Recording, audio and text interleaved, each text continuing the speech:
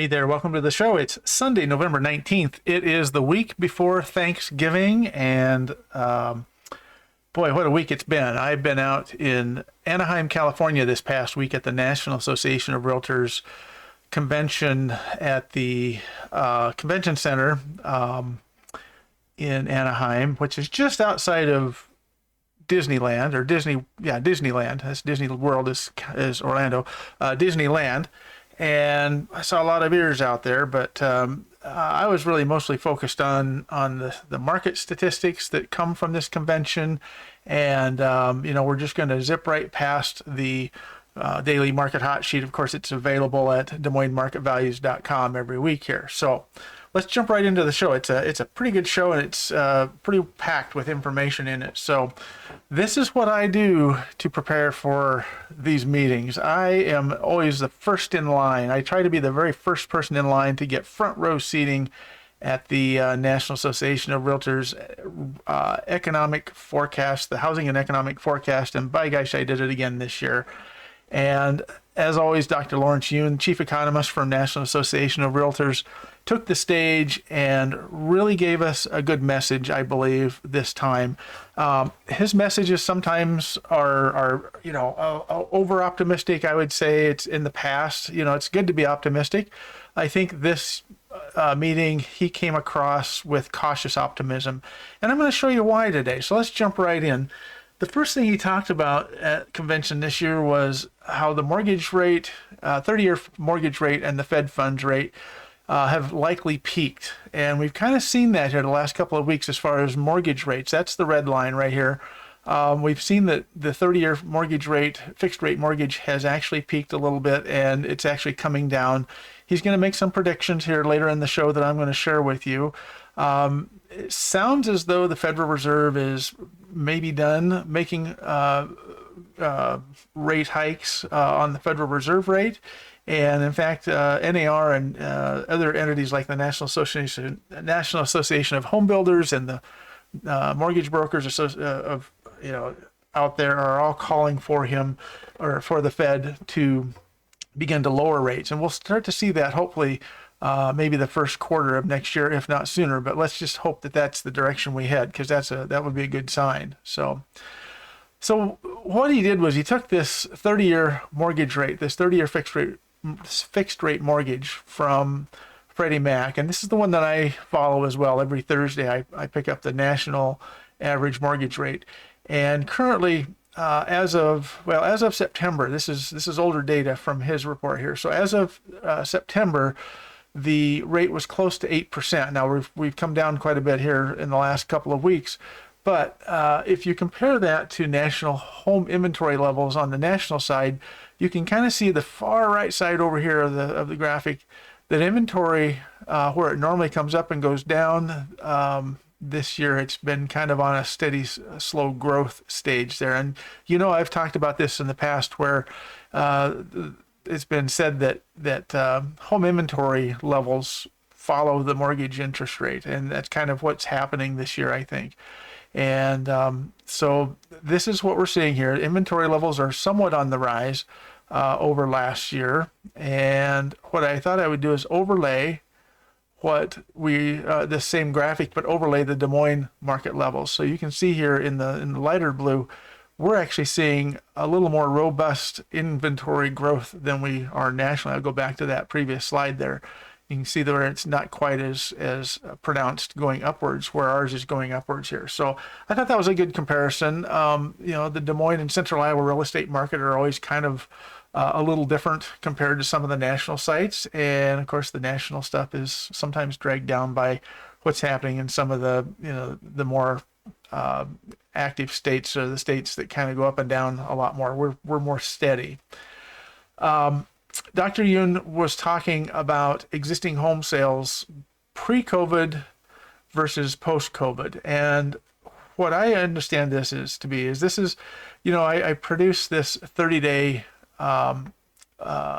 average market activity report, which basically is showing you how many offers have been accepted in the last 30 days. And I believe this is kind of what he's reporting there. It's not exactly the same report, but it gives us a good idea here. He's showing that existing home sales, the number of homes with offers accepted, is kind of down by 21% year to date. And my analysis shows us that our existing home sales, this is existing home sales inventory, and that is up by 24%. So I think that's a good sign.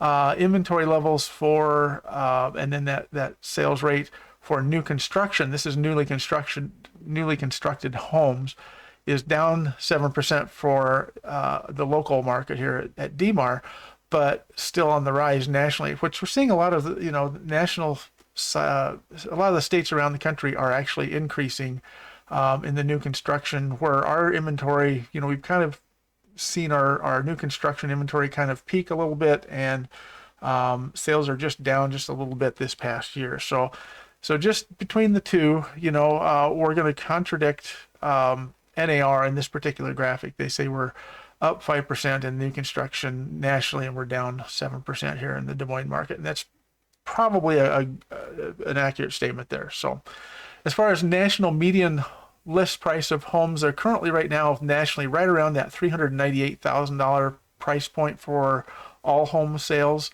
And you know what, that's not too far off of the local market here. We're at $349,900, which is still considerably higher than what we're used to. So many times we're quite a bit different from NAR's, the national numbers, but this particular time we're not too very far apart there at $349,990.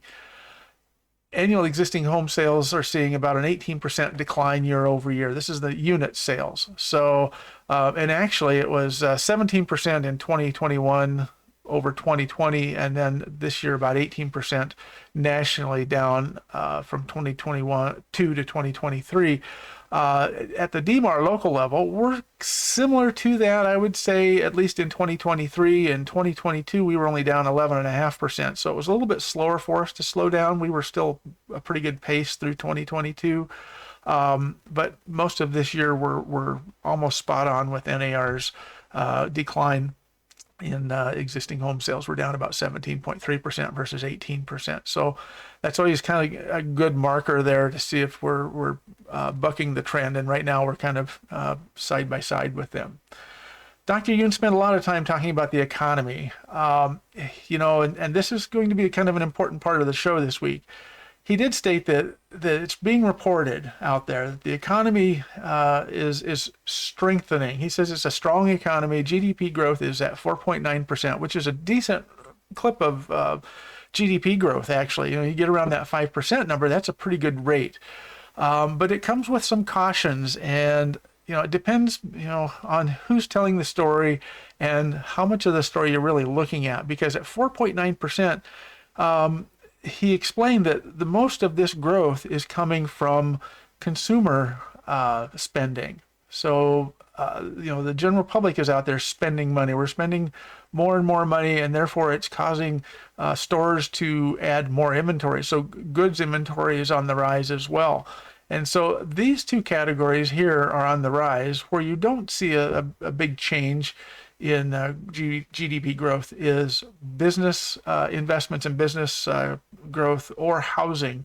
Again, just because our sales are down a little bit, we're not seeing that contribute nearly as much. But consumer spending is really high. And what does that mean? That means that consumers are out there spending money. But the bad news is, and this is where we got to really watch, is consumers are basically putting their purchases now on credit cards, and the interest rate of an average interest rate on a credit card, as you can see, just from 2022 moving forward here, has jumped from around that 15 to 16% average rate that we've seen the last several years to now around that 23% interest rate. And if you look at the flip side of that, this is also then causing more credit card delinquencies. So we start to see a rise in rates. We're going to start to see of credit card rates. We're going to start to see a rise in credit card delinquency. And you add those two together, and this tells us that this growth that we're seeing, that 4.9% growth of the GDP, might be short-lived. It'll be interesting to see what happens as we move through the end of the year. If consumers tend to put Christmas and the holidays on a credit card, then I think we're going to be in trouble, and the economy is going to kick back again here the first of the quarter of 2024. So let's just keep an eye on that. The other thing that he was talking about a lot at this particular session was the monthly jobs counts. And he's saying that basically monthly job gains are softening somewhat. And if you look at this graphic right here from, really, this was just right at COVID time. The jobs had kind of come back through COVID with after COVID there, 2020. But we've seen really 2022 and 2023, we've seen the monthly job counts dwindling. And this is sourced by BLS, which I'm not sure who that is, but it's anyway, that's where they source this from. And you can kind of see that we've kind of had this little downward trend. In fact, the unemployment rate is the highest in nearly 2 years. Here we were running right along since January of 2022, just over that 3.5%.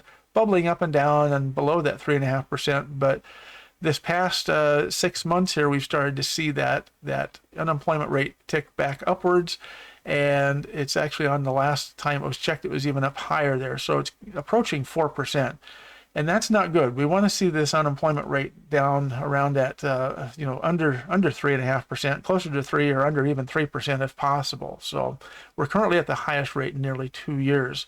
And if you look at this on a national map, I've got the cursor right over Iowa here. You can see that we're showing in the state of Iowa as of September, from March to September, the percentage change of payroll employment was only up about 0.2% in the state of Iowa.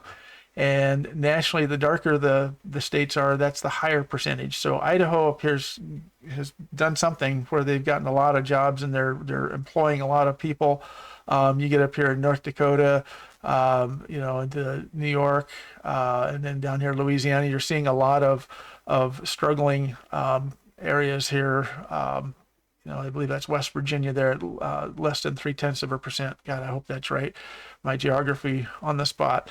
But anyway, what we're seeing here is that we're not seeing as many new jobs come onto the scene as we'd like to see, especially here in Iowa, and that's kind of adding to that question there. So the good news in this, and Dr. Yoon is always very good about bringing in a bright and shining star into the conversation as well. This is the wealth comparison of owners versus renters. So the net worth of a owner versus a renter back in 2019, the net worth of a renter was around $7,300 versus $295,000 for a homeowner. And then this year, 3 years later, renters have increased their net worth a little bit to $10,400, and the homeowners, with the rising prices of homes we've seen nationally, the net worth is around just under $400,000. So that's the good news. If you're a homeowner, or if you can buy a home, you have a better chance of increasing your net worth through home ownership. And so that's the message that he says there. So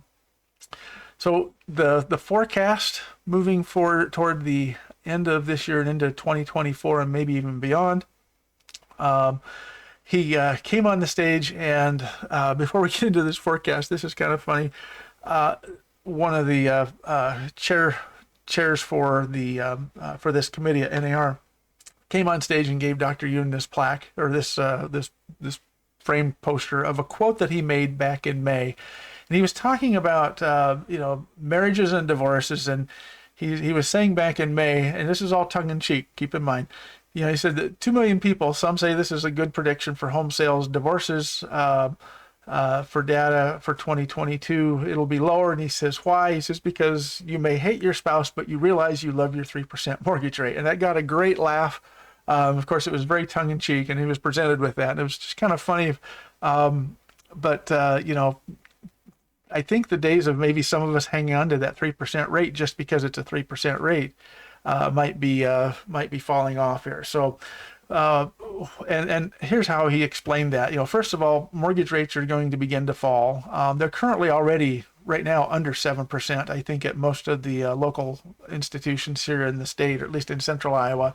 I think the last one I saw was 6.875 or 6.75 or something like that. But he says expect by spring rates to be closer to that 6% than 7%, somewhere in that 6 to 6.5% rate, which will be good. And there's a lot of pent-up sellers that are basically not willing to wait anymore. Life goes on. We continue to have babies are born. 7 million babies are going to be born in the next 2 years. 3 million marriages, 1.5 million divorces, 7 million folks are going to turn 65 years old in the next 2 years. I'm almost there.